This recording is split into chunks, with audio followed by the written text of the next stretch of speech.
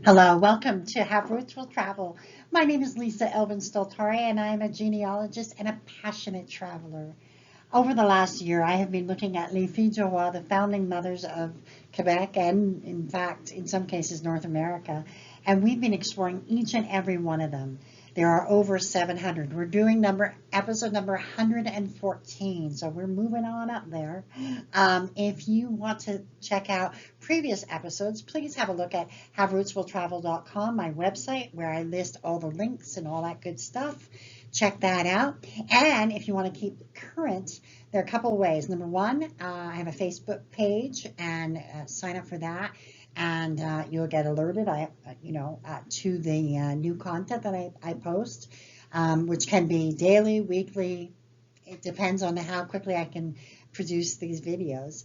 And also, if you want to subscribe, that'd be really, really nice. And also, click on the notifications alert as well for your YouTube channel, for the YouTube channel.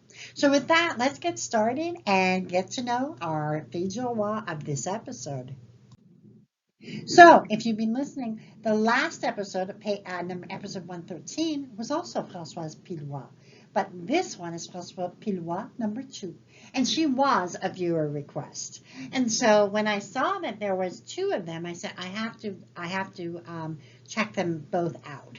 So that's why I put them together. I'm going to try to do that as much as possible, because then that way people can really understand that there are 2 separate girls. So this Françoise was born in 1639 in Paris, and her church was Saint-Nicolas des Champs.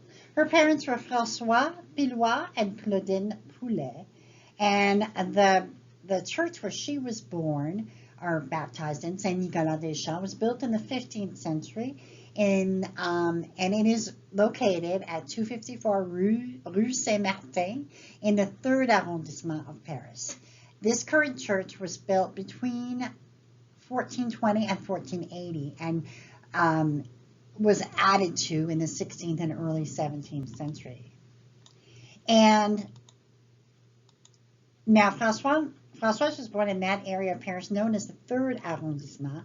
And remember, I've drawn you the map there. I haven't drawn it, but I included the map of Paris. So the highlighted number 3 is where she was born, and it is found on the right bank of the River Seine. It's referred to as Temple or Temple.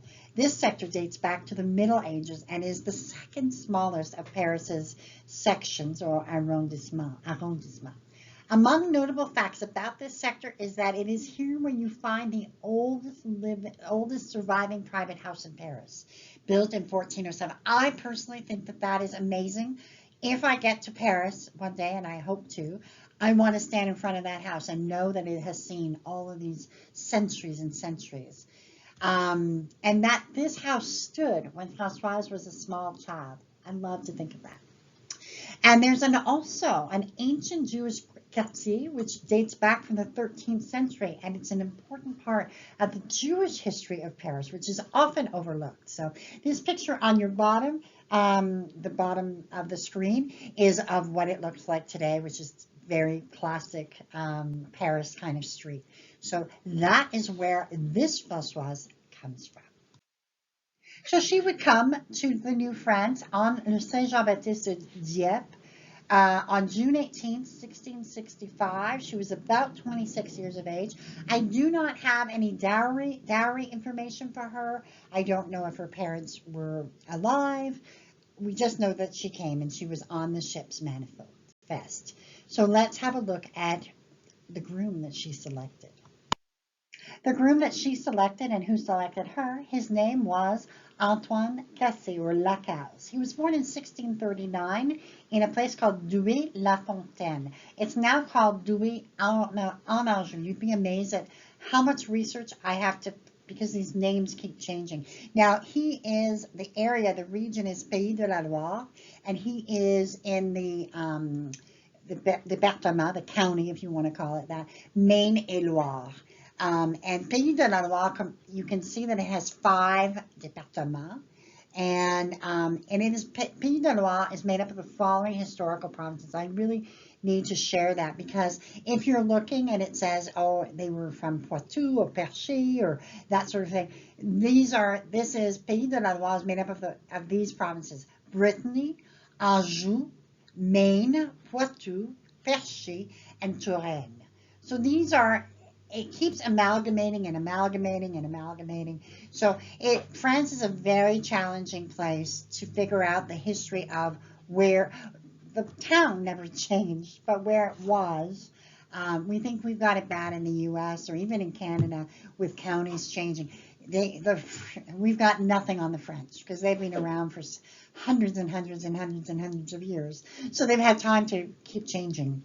The Maine and Loire department that he was born into is named after the two rivers, the Maine and the Loire. The church where Antoine might have been baptized is Saint Pierre, where I posted a picture of it, from the 15th century.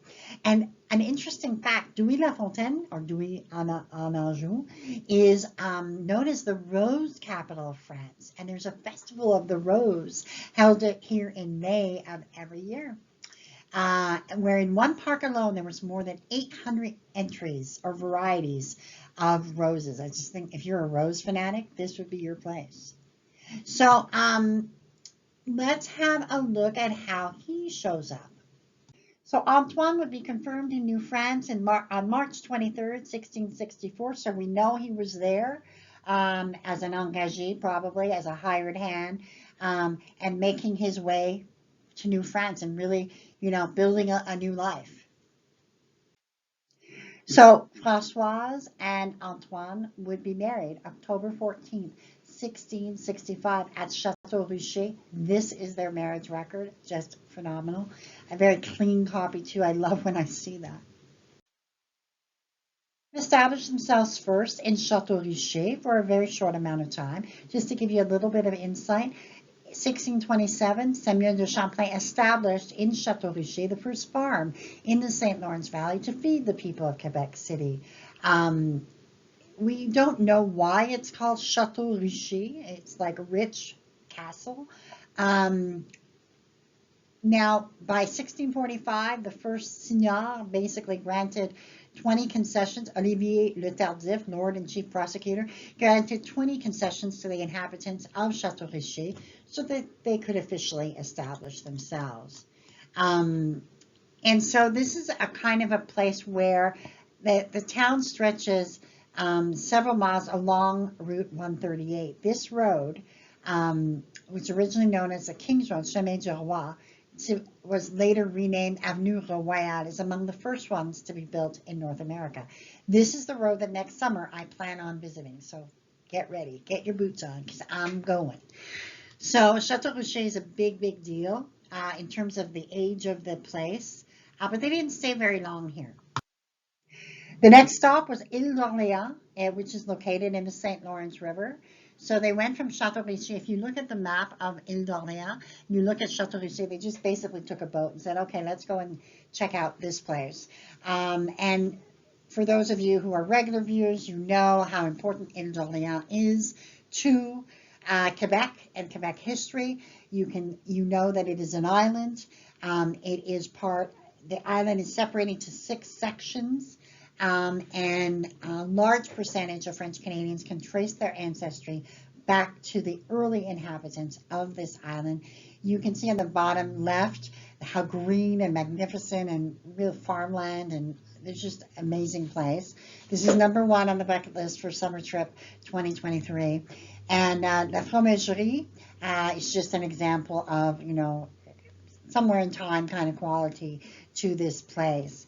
It was actually named in honor of Henri II, the Duke of Orleans, but it was known in other places like Grandville, Sainte-Marie, Saint-Laurent for certain periods. I just want you to note how many sections there are to Ile d'Orléans. Remember, Saint-Pétronille, Saint-Pierre, Saint-Famille, Saint-François, Saint-Jean, and Saint-Laurent. These are the 6 villages, if you will, that comprise the entire island. Finally, they get to Beaumont, and Beaumont is how you pronounce it in French. And you can almost say that the truth that Ile d'Orléans was Beaumont's mother. So they were living on Ile d'Orléans when Beaumont was kind of, was a place to go, if you will. Um, and frequent contact with the islanders were made as long as Beaumont had to go by canoe to the island to hear Sunday Mass. Later, the horse made it easier to move to other villages on the coast. The intendant in 1672, Jean Talon, granted Charles Couillard the Seigneurie de Beaumont from the east of the village to the current road to Saint-Charles, and François Bissot the Seigneurie de Vincent, the west of the town. So it's kind of like got two different places. But it grew very, very, very slowly. You can see the beautiful church here. You can see on the map on the bottom exactly where it is. So they really didn't move that far away. This is what it looks like. I just picked this picture because it just seems so beautiful to me. This clip in the middle is the 1681 census. So we have Antoine Cassé, 44. We have Francoise Pilois, sa femme, 46. So it looks like she was 2 years older. I'm not sure about that, but children. Antoine is 14, Joseph is 12, Marie is 10, Jean is 9, Anne is 8, Catherine is 7, Charlotte is 5, Margaret is 2. Listen, they didn't matter if they were moving around or not. They kept producing, and that's amazing. We have one gun. We have 3 bêtes, which is 3 goats. And we have 8 arpents à valeur. So they have about 6 to 7 acres of land. So they would eventually end up having 10 children. Marie would pass away before the 1681 census. Antoine would unfortunately die at the age of 19. Joseph would marry Marie Bazin and have 15 children, all of whom made it to adulthood. Marie-Françoise married Etienne Blanchon and had 4 children, all of whom made it.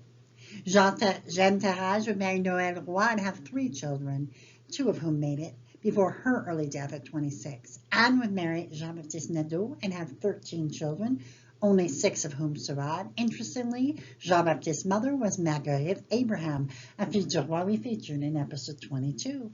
Catherine would marry Pierre Vallière and have 7 children, 4 of whom made it to adulthood. Pierre's mother was Anne Legout, another fille du roi that we have not yet featured. Charlotte would marry Denis Nadeau, the brother of Anne Nadeau, or Jean-Baptiste Nadeau, and they would have 8 children, 5 of whom would make it. And of course, his mother was Margaret Abraham, too, that we featured in episode 22. Marguerite would marry Pierre Jean and have 7 children, all of whom would make it. Charles would marry Françoise Paquet and have 10 children, 7 of whom made it. And then he would marry Marie-Joseph Filteau and have 5 children, 2 of whom made it to adulthood. Antoine would pass away and was buried on June 1st, 1709. He was 70 years old, a remarkable age. He and Françoise were married 44 years at his death, and Françoise would follow him 4 years later, passing away at 74, both of whom lived, for that time period, a nice long life. They are both buried in what I believe is the cemetery at Beaumont. Here are some resources to help you out. Number 1, La Société des Filles du Roi, the Society of Filles du Roi. It is a lineage society that you can join. Their website, though, there's certain sections that are open to non-members. Check it out, see if that's something you would like to join. Number 2 is Quebec Genealogical E-Society, been around for 6 or 7 years, I believe. I am a member, love it, think the resources are growing. Love to support new and innovative kind of genealogical resources. And then we have Nos Origines, number 3, which is a free site, kind of a group think tank, if you will, of people joining and combining. Then we have Généalogie Québec, which is a paid site, but for me is like Ancestry.com, just amazing, well worth the money. Number 5 is Migration, which is a free site, but I do donate to it because their efforts are just remarkable in terms of the Filles du Roi, the Carignan holders, all the above. And number 6, the Facebook Filles du Roi Descendants is a lovely, lovely group. Very kind, very generous of spirit and all that good stuff. So I would definitely recommend that you check it out. And so ends episode number 114. François Pilois We are number 2. The only thing that I would love to be able to share with you is the number of descendants, like I always do. But for some reason, in Peter Gagne's book, it is not listed. So if someone can find it for me, that would be awesome. I have not been able to find the number of descendants. And so I would assume with the number of children that were descended from them, I would assume it would be at least 100. So that's my best guess. But we want to thank Francoise and Anne, Francoise and Antoine, I'm sorry, Francoise and Antoine, because they really, they went from Chateau Richer to Ile d'Orléans to Beaumont. They formed a family. They lived a nice long life. They were true pioneers in the best sense of the word. So we thank Francoise number 2 for her contribution, her sacrifices, and we bless her memory. Until I see you on episode number 115, au revoir.